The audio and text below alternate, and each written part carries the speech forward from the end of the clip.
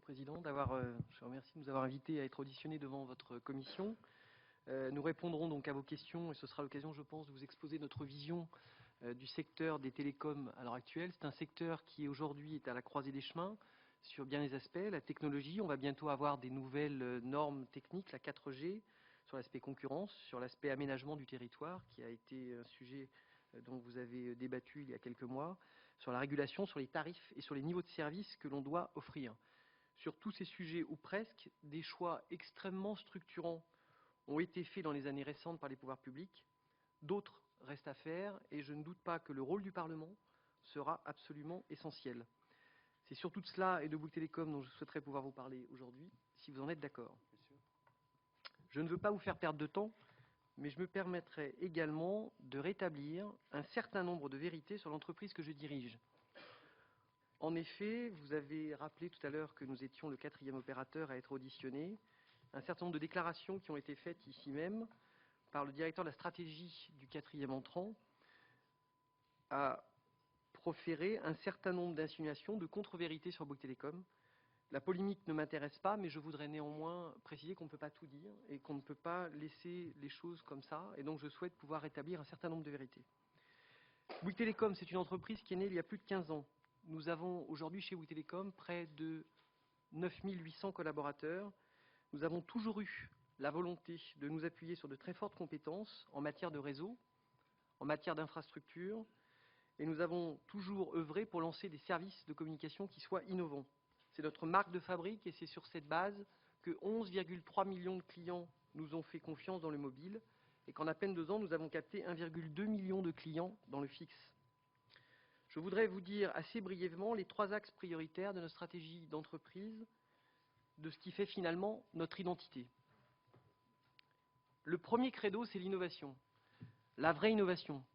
Au coût marketing, aux aspects de communication inutilement agressives, nous avons toujours préféré le lancement de services ayant une vraie valeur ajoutée pour nos clients.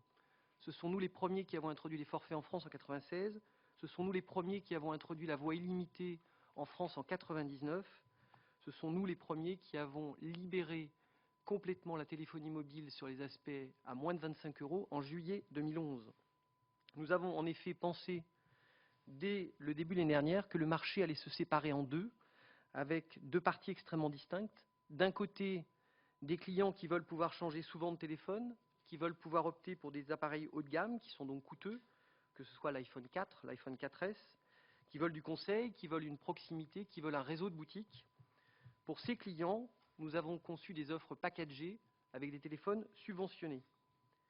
Ces clients sont prêts à accepter de payer un forfait plus cher dès lors qu'ils ont dans ce forfait un téléphone prêt à l'emploi qui est subventionné par l'opérateur. De l'autre côté, nous avons des clients plus autonomes, capables d'acheter seuls sur Internet, de se passer d'un service client, qui souvent d'ailleurs disposent déjà d'un téléphone. Ces clients-là sont beaucoup plus sensibles au prix, ils ne veulent pas d'appareil subventionné, ils ne sont pas engagés. Dès lors que nous leur vendons un service sans assurer la rémunération d'un vendeur, sans assurer la subvention du mobile, il n'y avait aucune raison que nous mettions un engagement sur ces forfaits-là. Nous avons donc pour eux inventé quelque chose de complètement nouveau qui a été commercialisé sous la marque B&You le 4 juillet 2011. Nous avons été depuis copiés par tous nos concurrents, d'abord France Télécom avec Soch, puis SFR avec Red, et enfin Free Mobile en dernier lieu. Je rappelle que dès le lancement de B&You, nous avions une offre illimitée à moins de 25 €, c'est-à-dire 5 € de plus que le tarif dont on nous parle à l'heure actuelle. Tout cela est effectivement assez peu connu. Il est vrai que pour ce qui nous concerne, lorsque nous faisons un tel lancement, nous n'insultons personne, nous n'insultons pas nos concurrents, nous n'insultons pas nos clients, nous respectons l'ensemble de ces parties prenantes. Dans le fixe, nous avons la même philosophie. Nous souhaitons proposer au meilleur prix des services qui soient réellement utiles. Nous avons été les premiers en Europe à lancer le quadruple play, qui est maintenant devenu la référence sur le marché français et qui est en train de faire école dans le reste de l'Europe. Nous faisons régulièrement évoluer ce type de service.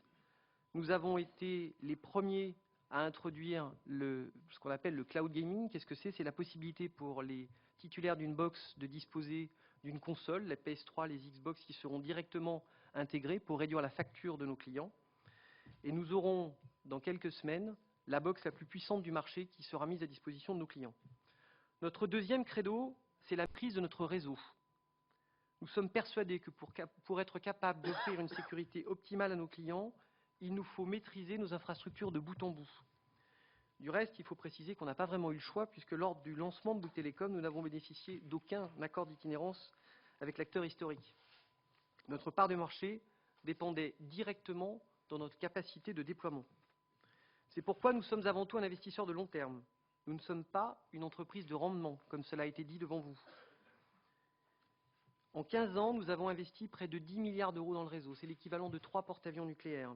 Je ne compte pas les avions qui sont toujours un peu coûteux. En 2010, nous avons investi 13,6% de notre chiffre d'affaires. En 2011, nous avons investi plus de 20% de notre chiffre d'affaires. Et en 2012, nous investirons plus du tiers de notre chiffre d'affaires. Ça ne correspond pas véritablement à une entreprise de rendement.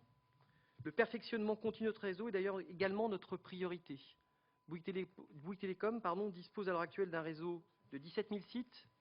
Aujourd'hui, il couvre 99% de la population en GSM et déjà 93% de la population en 3G+, alors même que notre obligation réglementaire n'était fixée qu'à 75%.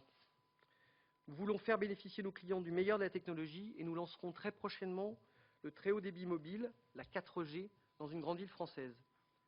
Bien entendu, au-delà du mobile, nous investissons également dans le haut et le très haut débit fixe. Nos offres ADSL sont accessibles à 78% de la population et à 7 millions de foyers potentiels. Nous allons poursuivre nos efforts en zone très dense pour la couverture de la fibre par le biais d'un accord de co-investissement que nous avons récemment signé avec France Télécom. Nous avions déjà signé auparavant un premier accord de co-investissement avec SFR. Notre troisième credo, c'est la gestion avancée de nos ressources humaines. Bouygues Telecom, je vous l'ai dit, c'est près de 10 000 collaborateurs en France, dont 2 000 conseillers de clientèle qui sont tous basés en France, à Meudon, à Tours, à Strasbourg, à Nantes, à Bordeaux, à Bourges. Nous avons 2 500 conseillers de vente qui travaillent dans nos 650 boutiques. Nous avons d'ailleurs, j'ai vu qu'un des députés avait posé une question, M. Denis Dussijour, sur la ville d'Agen. Je lui précise, il n'est pas là, mais nous avons effectivement une boutique au 3 boulevard de la République, une boutique au 37 boulevard de la République à Agen. Nous avons également des boutiques dans la plupart de vos circonscriptions, puisque la logique de déploiement de notre réseau de boutiques a été d'essayer d'avoir des boutiques à moins de 20 minutes de l'habitation de nos clients. Nos objectifs, nous sommes moins bons que la Poste. Nos objectifs en matière de ressources humaines sont également de consolider les parcours professionnels de collaborateurs par une politique de formation extrêmement volontaire. Le taux de formation chez Bouygues Telecom est de 5,27% de la masse salariale. Nous cherchons à leur offrir les meilleures conditions de travail possibles. Nous cherchons à leur donner des perspectives de carrière qui soient ambitieuses. Nous avons été parmi les premières entreprises françaises à introduire, dès 2009, le CV anonyme pour garantir l'égalité des chances au sein de notre entreprise. Je suis particulièrement fier de tout cela et je ne me permettrai pas qu'un dirigeant d'opérateur, qui jusqu'ici ne s'est guère remarqué par sa politique sociale, ironise sur ce sujet ou insulte nos collaborateurs. Nous demandons à être jugés sur pièce, que l'on compare les conditions de travail, les conditions de rémunération des collaborateurs de Bouygues Telecom à ceux du groupe Iliad. Ensuite, nous pourrons en reparler. Concernant les rémunérations, ce sont également des chiffres qui ont été déclarés devant votre Assemblée. Un salarié de Bouygues Telecom produit en moyenne 560 000 euros de chiffre d'affaires par an, c'est-à-dire quasiment autant qu'un salarié de Free, qui est à l'origine de 493 000 euros de chiffre d'affaires en moyenne. Là où nous différons, c'est dans la façon de partager la valeur entre l'entreprise et le collaborateur. Le coût annuel moyen d'un salarié de Bouygues Telecom est de 69 000 euros. Le coût annuel moyen d'un salarié de Free est de 25 000 euros. La différence, c'est que la totalité de nos collaborateurs habitent en France. Ils n'habitent pas à Rabat, pour 40% d'entre eux.